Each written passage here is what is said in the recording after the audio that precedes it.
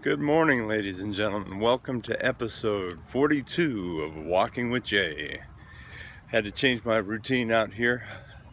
Can't go at night anymore because it's too dang hot here in sunny St. George, Utah. I love it here in St. George.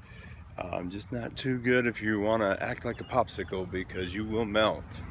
So you got to change your approach sometimes in life, especially when you've got some goals that you're working on and you want to maintain those goals or you want to work towards those goals. You always have to be able to change your approach.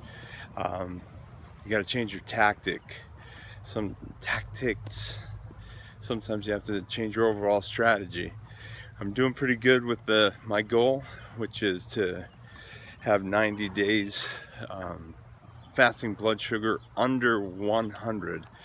And today I got my reading and it was 80. So I'm feeling that's the low end of where I want to be. So I'll increase my caloric intake today to try to keep that closer to. I don't want it to go under 80 for sure. So yeah. So as I'm doing this walk, I usually think things. I'm just saying things as I think about them. I don't pre-plan too much of what I'm going to say on the walks. So it's just more of me sharing what my thinking is on the fly. So yeah, so caloric intake, gonna increase it today. I even thought of maybe even having a banana today to see if I can still keep my blood sugar under 100 and have a piece of fruit. Don't know, I might want to wait a couple of weeks for that though, because yeah, I've already got, I allowed myself 5 outliers of under 100 readings. So 5 strikes that I can get and still maintain my goal of 90 days under 100. So in other words, it's not consecutive days, but it's 90 days with 5 outliers. I've already had strike 2, I believe. So I think I might wait a couple weeks on that banana. Because I still don't know how my pancreas is doing, but because I've been on such a restricted carbohydrate diet, so I want to give that pancreas a rest, I guess, is my thinking on it. I don't know if that's accurate of what's happening or not, but that's my thinking on it. And a lot of times your thinking can influence things, I think. Is that right? So yeah, I'm out here in the morning. This is a bit different for me. Got up a little bit early today, and it's actually it's cool, but you can see that sun coming over the mountains there, and it's already starting to, you feel a little bit of heat in the air too, so it's kind of a weird sensation. You got a little bit of cool, but you feel the heat from the sun. And I'll tell you what, I don't know what the temperature has been here in St. George, but it's something like 100 over 114, I think. And so I don't want to do anything silly like die from heat exposure. That would end my trip real quick, wouldn't it? So I'm out here in the morning trying to take care of business here. And what else? Gosh, I don't know. I feel good. I feel happy.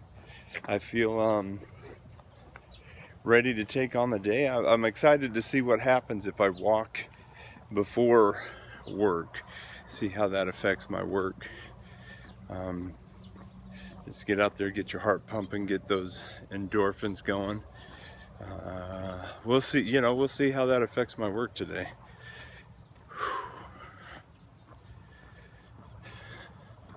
I've been working really hard. I'm trying to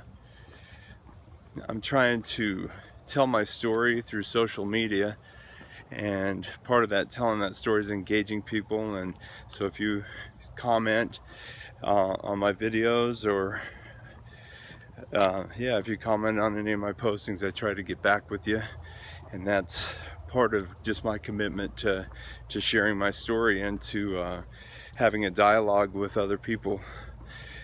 It does a couple of things for me. It Well, for me, there are two sides to social engagement.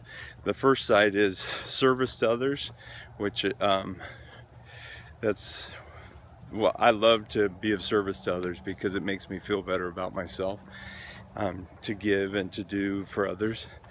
And so that's one side of social engagement. But the other side is equally important, and that's to receive support from people. So you have, there are times when all of us in our lives, when we're feeling down or we're feeling low or we're feeling unmotivated, that we need support from each other. And that's the second reason why I'm really trying to be more active in telling this story through social media. What else? Yeah, so that's all part of my overall wellness plan. Yeah, my overall wellness plan. If I were trying to plug a particular program on that, it would be WHAM, Whole Health Action Management. And that reminds me that Mona needs an update for my program on WHAM. How our clients are utilizing Whole Health Action Management for the Grapevine, which is our company newsletter.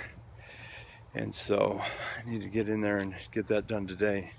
Thanks for reminding me, myself. Yes, you're welcome. So, talking to myself. Is that a symptom? I don't know. So I'm out here walking, and I got so Whole Health Action Management. What that is holistic wellness is what it focuses on, and what we have going for holistic wellness is there are 10 factors of wellness and resiliency that you look at in that, and it has everything, you know. Sluggish today, but I'm going to get this, okay? Whole Health Action Management deals with everything from nutrition to proper sleep, stress management, all the way down to spiritual practices, the sense of community, all of those things that we're working on. And so by me doing this, it is, for me personally, it's definitely working on, it is definitely working on Whole Health Action Management in the sense of community. Okay, I lost it there for a second because I'm trying to balance in my brain right now my expectations for work, which is coming up, and what I'm doing now, which is talking with you on this camera. And so someone mentioned yesterday, I forget who it was, but I think it was Laura Gonzalez. Thanks, Laura, for all your support. But you said something about if you dwell too much on the future, it causes anxiety, and if you dwell too much on the past, it can cause depression. And I think you specifically probably mean if you dwell on the frightening things in the future, or the stress-inducing things in the future, or if you, I don't know if this is what you meant. I assume that's what you meant, because you said thank you for sharing your positive thoughts of the past. And yeah, so, and I agree with that a lot. I think you got to stay in the moment most of the time. I do think it's good to look back and learn from the things of the past. I think that it's helpful to do it in a strategic way, not to sit and ruminate on negative things, but to take a look at the actions and the behaviors that you had that you might have been able to change to influence it in a better way. So hey, I'll tell you what, my brain works a lot differently first thing in the morning than it does after a day at work. So I'll be interesting to do a little comparing and contrasting of this video to last night's video. So yeah, just walking with Jay, ladies and gentlemen. That's what's going on here. I'm learning how to try to think on my feet and how to communicate more effectively. I think I'm a pretty good listener. In other words, I think that I am able to pay attention pretty well when people are talking to me and give them feedback and do all of those things, because I really do care about what's going on in other people's lives and going on, and what's going on. So that makes me a good listener. To be a good speaker, though, I think you have to be able to frame your ideas and to communicate effectively. And I'm just trying to learn how to do that. It might be, the show might be greatly increased if I took some time to prepare for it. But that's really not what this show's all about. This show's all about just getting out and doing it, and not preparing to do it, but just getting out and doing it. And so that's what you're going to get. Now, if I were to deliver a speech, you might have some of which I have done in the past. I've presented my story on several occasions where I've had the opportunity to speak in front of crowds, and I think you'd get a little bit different take of me, because you'd have that preparation involved.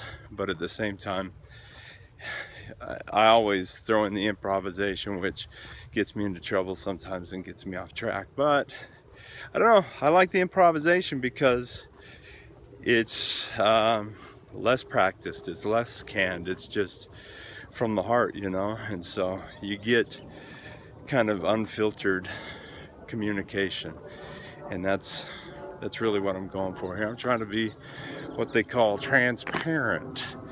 But as big as I am, it's hard to be transparent. I'm telling you, just kidding. I can do fat jokes because I'm a fat guy. So, anyway, not funny. I know. I love you, Mom. How are you? Hope things are going well there in Beaver Dam, right, Utah? I'm just kidding. Beaver Dam, Nevada. I always say Utah at the end of that. I don't know why. Maybe I've got Utah in the brain. All right, so let's see if we can get back on point. What is the objective then of walking with Jay today? Just to get it done. It's still feeling pretty cool out here. I think it's probably getting close to 7 o'clock in the morning. The birds are out here chirping. You hear the hustle and bustle of the cars going by on the Brigham Road over there, and just feeling good. I'm wearing my pink shirt, so hey. What else is going on? I'm just trying to get through this 20 minutes, I'll be honest with you. Stacy says I need to get a gym membership now because it's so flipping hot out here in St. George, Utah. And I'm saying, yeah, but what about the show? What am I going to do? So, got a comment, I think, from Janine, my good friend from high school, and she was talking about thinking outside of the box as far as locations. Maybe get into a church gymnasium or school gymnasium, or go walking in the mall. Those are all great ideas. The thing is, I'm starting to have more and more guests on the show, and that's been very nice, and so I've got to be able to coordinate that with my guests. So hey, it's just a challenge. Life is full of challenges. You can't give up. You got to keep stepping. I encourage everybody to get out there and walk that 20 minutes a day if you can. If you can only do 10 like I did when I was starting, do 10 minutes. If you can only do 5, get out there and do 5. Gradually increase it. Whatever, you just got to take steps in the directions of your dreams. And then I really do believe that you got to start taking those steps before you really even know what your dreams are. And so, yeah, I feel like as I've been walking and as I'm changing my approach to adapt to different things, new ideas come to my mind about what I want to achieve and what I want to accomplish. It's still pretty murky for me, all of the things that I want to do. So I just expect more and more clarity to come. I think I need to spend a little more time on planning, just my whole life in general. I'm doing the best I can, but it still feels like like I'm juggling, you know. And then maybe that feeling will never go away, but I think maybe if I plan a little more and execute, and then work on executing that plan, I think things will turn out great. Anyway, walk in the direction of your dreams. Try to get out there. People recommend 20 minutes a day. I'm trying to get 10,000 steps a day. That's my tactic for keeping one of my tactics for keeping my blood sugar under control is get out there and get 10,000 steps. I'm trying to do 20 stairs a day now, and I feel confident about being able to do that. Like I was talking about WHAM earlier, and one of the things when you set your WHAM goal is they ask, how confident are you on a scale of 1 to 10 that you're able to pull it off? And if it's 7 or less, if it's above 7, then you go ahead with the goal for the week or whatever. But if your confidence factor is lower than 7, then you have to make some adjustments in your goal. Either do it less frequently, do it less intensely. What else? Now, those two factors are probably the biggest. So example, less intensely for me for stairs would be do 5 stairs a day or whatever. So I think I'm doing a great job with the tactics and strategies that I have so far to keep my blood sugar down. I just need to make sure that it doesn't go down too low. So I'm right on the cusp of, I don't want to go down into the 70s. I want it to stay at 80 or above. And I didn't even know that before I started my goal of under 100, because 40 is under 100, but you don't want to be down to 40 because then you're really in crisis, if not dead. I don't know. So I don't know much about the numbers. I just had an arbitrary number that I picked, which was 100, threw it out there. So like I said, you just kind of learn as you go. And so I encourage you all to figure out what it is that you want to do. And if you can't figure it out, get out there and start walking. Because if you start walking, what happens is that you have time to think, you know, and you have time to process things without doing other stuff. Man, my nose always itches. You noticed in this show I'm always, might be allergies, I guess, I don't know. So yeah, get out there and start walking. Be the best you that you can be today. I really do love you guys, and I thank you so much for the support that y'all have been giving me. I'm going to continue to post these videos to Facebook, and also I want to start posting it to YouTube. And I think I'll post it to YouTube first, and then the next day post it to Facebook, because it helps me out when to have some viewership and what do you call it, subscribers on YouTube. It really helps me. It helps get the message out, I guess, that I'm trying to share. And so if you guys wouldn't mind, but going to my YouTube channel it's Uncle Diz. If you look that up, UNCLE DIZZ, and I think that would be awesome if I could get a couple more people subscribing. I think I'm at like 13 now. I'm gaining momentum on it, but I need to gain a little bit more momentum on there. It just helps me get that message out and helps me reach my ultimate goal of 10,000 subscribers, but that's a long way off, I know. So, and I'm not much of a salesman. I'm just trying to share what I'm trying to work towards. And yeah, so I think that's what I'll do first with all of my episodes now is put a link to YouTube. I know on Facebook a lot of people don't like getting off of their feed and going to YouTube, but we'll accommodate that just by having the instant access to it in your feed the following day. So that's my strategy. That's what I'm thinking on it. I just want to let you guys know that I love you and I believe in you, and we can do hard things. I just want to be living proof of that, you know. I want to be living proof that we can do hard things.